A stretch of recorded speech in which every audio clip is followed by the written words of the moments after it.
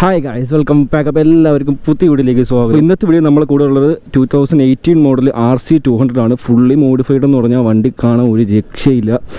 നിങ്ങളിപ്പോൾ ക്യാമറയിൽ എത്രത്തോളമാണ് നിങ്ങൾക്ക് കാണുന്ന അറിയത്തില്ല. ഇപ്പോൾ വെട്ടൻ്റെ ആർട്ട് അടിക്കുന്നതുകൊണ്ട് ചിലപ്പോൾ മനസ്സിലാകത്തില്ല, ഇപ്പുറത്തോട്ട് ഇരിക്കാം.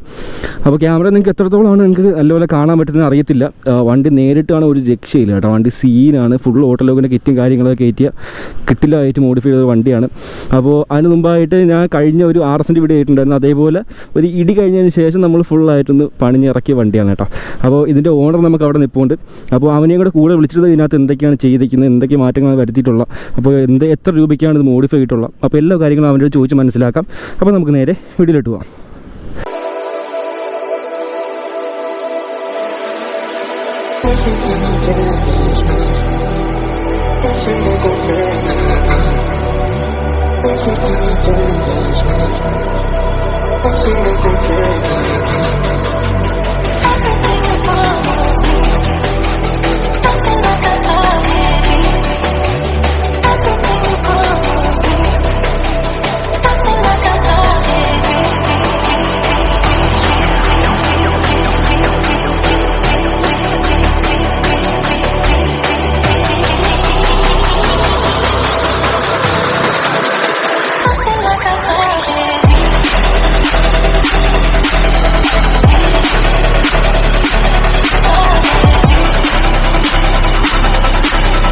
അപ്പോൾ ഗൈസ്, നമ്മളെ വണ്ടി ഇവിടെ ഇരിപ്പുണ്ട്. അതേപോലെ നമ്മളെ വണ്ടിയുടെ ഓണറും ഉണ്ട്. അപ്പോൾ അവൻ്റെ ഇൻസ്റ്റാഗ്രാം ഐഡിയും കാര്യങ്ങളൊക്കെ ഡിസ്ക്രിപ്ഷനിൽ കൊടുത്തേക്കാം. ഇൻസൈറ്റർ എന്നാണ് കേട്ടോ പേര്.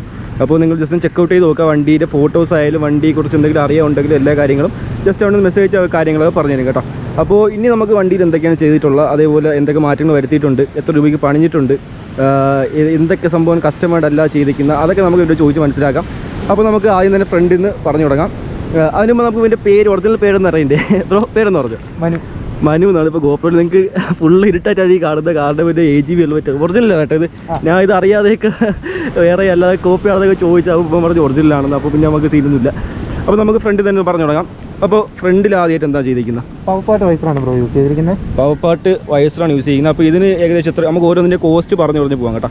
അപ്പോൾ ഇതിന് എത്രയാണ് കോസ്റ്റ് വന്നിരിക്കുന്നത്? ഇത് 12,000 ആണ് കോസ്റ്റ് വന്നിരിക്കുന്ന. കാര്യം ഫ്രഷ് ഇപ്പം ഇല്ല. ഓക്കെ. എറണാകുളത്ത് നിന്ന് ഒരു പയ്യൻ്റെ എടുക്കുകയോ ചെയ്തത്. അപ്പോൾ 12,000 ആയിരുന്നു. അവൻ്റെ യൂസ്ഡ് ആണോ അതേ ഫ്രഷ് ആണോ? ഫ്രഷ് തന്നെയാണ്. അവൻ യൂസ് ചെയ്യാൻ മേടിച്ചിട്ട് അവൻ്റെ വണ്ടി സെയിൽ ചെയ്യും. ഓക്കെ ഓക്കെ, അങ്ങനെ എടുത്താണ്.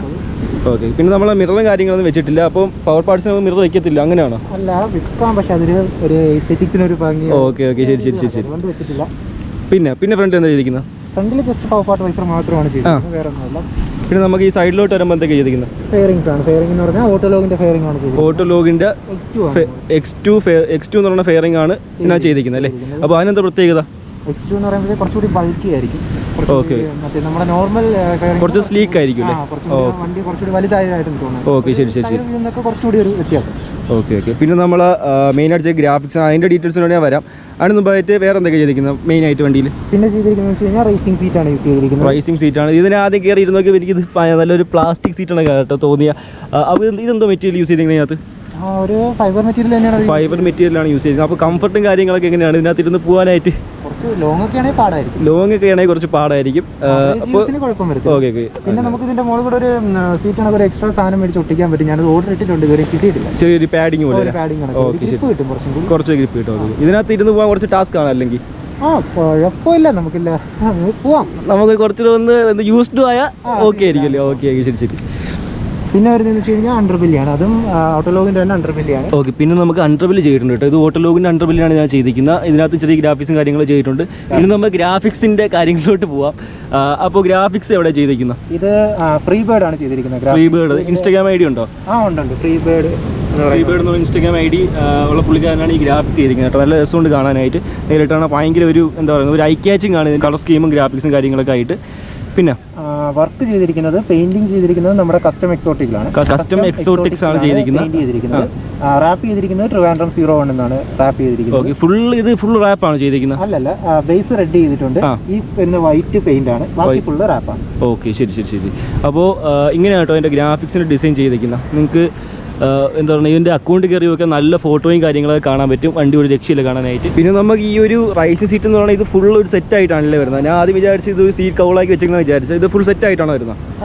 ഓക്കെ അപ്പോൾ ഇതിന് എത്ര കോസ്റ്റ് വന്നിട്ടുണ്ട് ഈ റൈസ് സീറ്റ് മാത്രമായിട്ട്? ഏകദേശം 5,000 കോസ്റ്റ് വന്നിട്ടുണ്ട്. നമ്മൾ ഓട്ടോലോവിൻ്റെ കിറ്റിനോ ഇതെല്ലാം കൂടെ ഒരു ഫുൾ അങ്ങനെയായിട്ട് വരുന്നത്. അപ്പോൾ ടോട്ടൽ ഒരു എത്ര ആയിട്ടുണ്ട്? റൗണ്ട് 23,000 ആയിരുന്നു കിറ്റ് മാത്രം.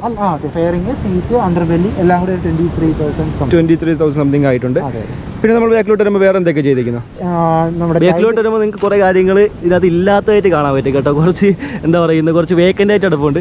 എന്തൊക്കെയാണ് ചെയ്തിരിക്കുന്നത്? ഹഗ്ഗർ റിമൂവ് ചെയ്തിട്ടുണ്ട്. ഹഗ്ഗറാണ് മെയിൻ ആയിട്ട് എടുത്ത് മാറ്റിയിരിക്കുന്നത്. പിന്നെ ടെയിൽ ടൈഡി മാറ്റിയിട്ടുണ്ട്. ഒരു കസ്റ്റം ടെയിൽ ടൈഡി വെച്ചിട്ടുണ്ട്. പക്ഷേ നമ്പർ പ്ലേറ്റ് വെച്ചിട്ടില്ല കേട്ടോ.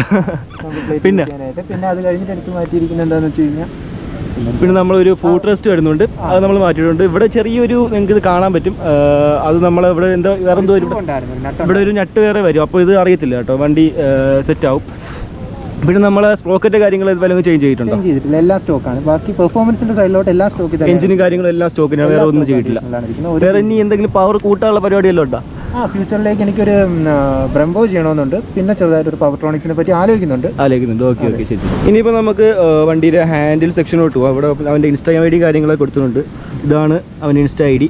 പിന്നെ നമ്മൾ ഹാൻഡിൽ ചെറിയൊരു ലിവർ ഗാർഡും കാര്യങ്ങളൊക്കെ വെച്ചിട്ടുണ്ട്. ഇത് എത്ര ആയിട്ടുണ്ട്?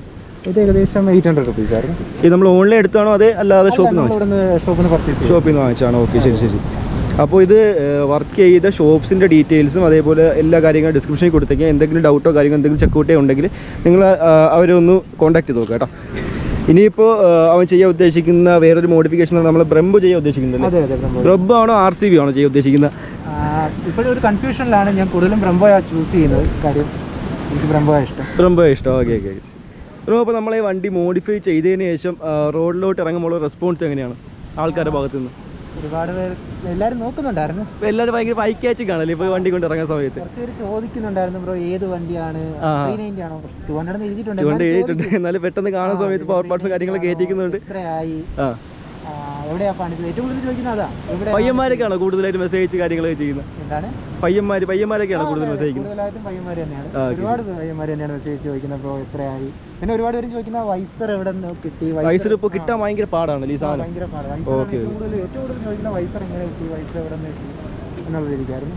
ഓക്കെ ശരി. പിന്നെ നമ്മൾ ഈ ലൈറ്റിന്റെ ഭാഗത്ത് അതേപോലെ ചെറിയൊരു ഏഞ്ചൽ ലൈറ്റ് കാര്യങ്ങൾ അങ്ങനെ ഒന്നും ചെയ്തിട്ടുണ്ടോ? ഇല്ല, ഏഞ്ചലും ചെയ്തിട്ടില്ല. DRL നമ്മൾ റിമൂവ് ചെയ്യുക ചെയ്തത്. DRL എടുത്ത് മാറ്റിയിട്ടുണ്ടല്ലേ? അതാ. ഓക്കെ. ഇവിടെ വേറെ എന്തെങ്കിലും ചെയ്യുന്നുണ്ടോ? അത് ഇങ്ങനെ തന്നെ ഇരിക്കണം.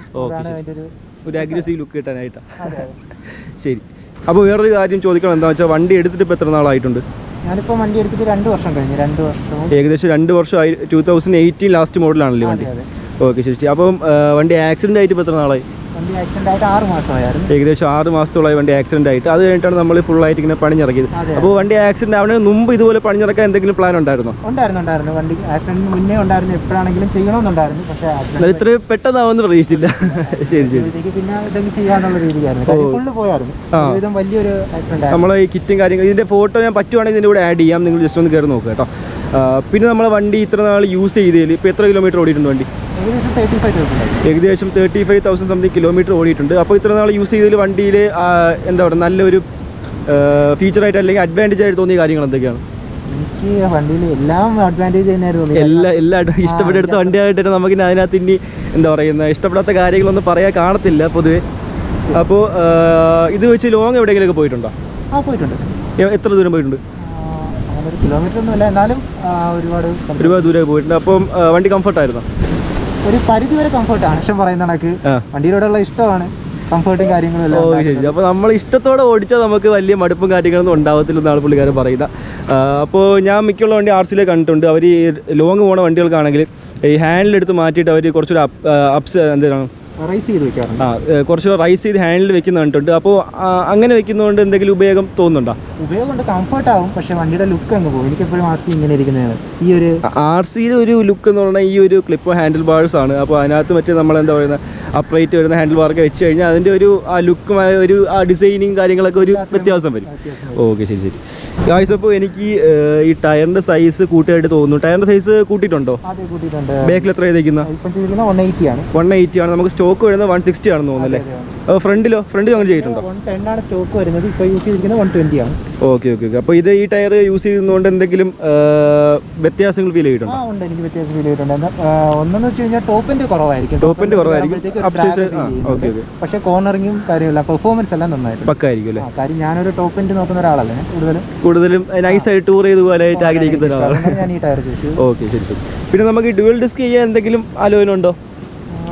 ചിലപ്പോൾ ചെയ്യാം എന്നുള്ളൊരു കൺസെപ്റ്റാണ്. ഇനി ഫ്യൂച്ചറിൽ ചിലപ്പോൾ അപ്ഡേഷൻസ് വരുന്നെങ്കിൽ ഇതുപോലത്തെ ചെറിയൊരു അപ്ഡേഷൻസ് വരാൻ ചാൻസ് ഉണ്ട്. അപ്പോൾ അതൊക്കെ ചെയ്യുന്ന സമയത്ത് നമ്മൾ എന്തായാലും നമ്മൾ വീഡിയോയിൽ കാണിക്കുമല്ലേ?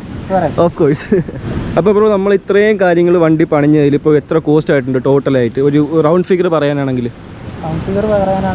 ഞാനൊരു 60 പറയും. കാര്യം 58 സംതിങ് ആയിട്ടുണ്ട്. പിന്നെ അല്ലാണ്ട് കുറച്ച് അക്സസറീസും കാര്യങ്ങൾ എല്ലാം കൂടെ ഒരു 60 അടുപ്പിച്ചായിട്ടുണ്ട്. ഒരു 60 അടുപ്പിച്ചായിട്ടുണ്ട് ഈ ഒരു എന്താ പറയുന്നത് ഈ വണ്ടി ഫുള്ള് ടോട്ടലായിട്ട് പണിഞ്ഞിറക്കാനായിട്ട്. അപ്പോൾ നമ്മളെ വണ്ടി ഇടിച്ചതിൻ്റെ കാര്യങ്ങൾ അത് മാത്രമാണോ, അതേ ഈ മോഡിഫൈ ചെയ്ത കാര്യങ്ങൾ മാത്രമാണോ? മോഡിഫിക്കേഷൻ മാത്രമായിട്ട് 60 സംതിങ് ആയിട്ടുണ്ട്. അപ്പോൾ ഇതുപോലെ മോഡിഫൈ ചെയ്യാൻ ആഗ്രഹമുള്ളവർ എന്തെങ്കിലും കാര്യങ്ങൾ പാർട്സ് ഒക്കെ ആവശ്യമുണ്ടെങ്കിൽ കോൺടാക്ട് ചെയ്താൽ ഒപ്പിച്ചെടുക്കാൻ വല്ല ടാസ്ക് ഉണ്ടോ? അപ്പോൾ കസ്റ്റം എക്സോട്ടിക്സിൻ്റെ ഡീറ്റെയിൽസും കാര്യങ്ങളൊക്കെ ഡിസ്ക്രിപ്ഷനിൽ കൊടുത്തേക്കാം. അവരെ ഒന്ന് കോൺടാക്ട് ചെയ്താലും നിങ്ങൾക്ക് ഇതിൻ്റെ ഡീറ്റെയിൽസും കാര്യങ്ങളൊക്കെ കിട്ടും കേട്ടോ. ഗായ്സ്, അപ്പോൾ ഇതായിരുന്നു നമ്മൾ ഇന്നത്തെ വീഡിയോ. അത്യാവശ്യം നല്ല പണിഞ്ഞ ഒരു RC ആയിരുന്നു. അപ്പോൾ ഇതിൻ്റെ ഡീറ്റെയിൽസൊക്കെ എൻ്റെ ഡിസ്ക്രിപ്ഷനിൽ കൊടുത്തേക്കാം. അപ്പോൾ നിങ്ങൾക്ക് വീഡിയോ ഇഷ്ടപ്പെട്ട എല്ലാവരും ലൈക്ക് ചെയ്യുക, ഷെയർ ചെയ്യുക, സപ്പോർട്ട് ചെയ്യുക. പിന്നെ ഇതേപോലെ നല്ല വീഡിയോസ് ആയിരുന്നായിരിക്കും. അതുവരെയും എല്ലാവർക്കും ഗുഡ് ബൈ.